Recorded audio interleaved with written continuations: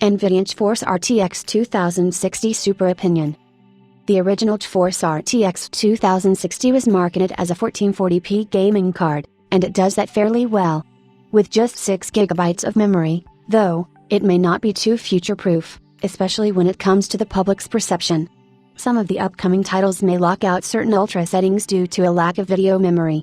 This, combined with the fact that AMD is giving its Radeon RX 5700 the full 8GB of 14GB GDDR6 memory across a 256-bit memory bus, makes NVIDIA's position untenable. Memory is the first thing NVIDIA improved with the new RTX 2060 Super. It gets the same memory configuration as its competitor from the red team, and the $700 RTX 2080.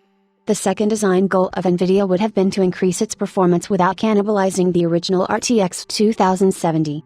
We hence see the CUDA-core counts at 2176, just one TPC short of the full TU106 silicon of the RTX 2070. The GPU clock speeds get an improvement, though.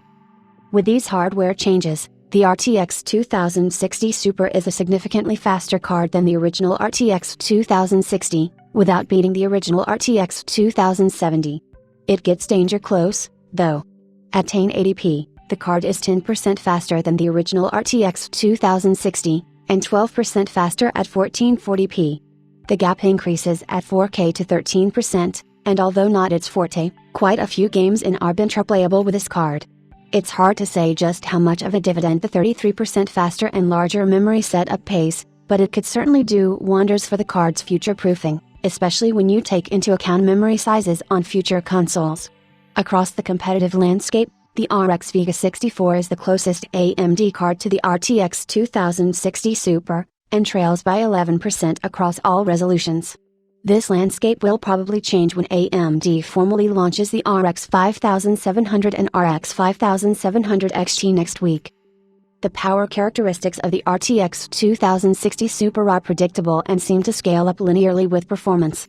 Average gaming power draw is up to 184W compared to 164W of the original RTX 2060, and peak gaming power up to 192W from 170W. The Founders Edition cooling solution does a good job at keeping the temperatures low, with idle temperatures in the mid-30s, and low temperatures in the mid-70s, seldom getting close to the thermal throttling. The fan noise is closer to that of the RTX 2070 at 30 dB, which is understood since it's based on the same exact board design. Our only gripe with this cooler is the lack of idle fan stop feature. We expect many custom design cards to feature it, though. Overclocking the RTX 2060 Super is a breeze, with a massive 29% GPU overclock, plus 200 MHz, without tinkering with the voltages, and an easy-peasy memory overclock to 16 Gbps. It's astonishingly easy to get this card up to RTX 2070 performance levels, which is probably why we hear rumors of NVIDIA retiring the RTX 2070 from its product stack.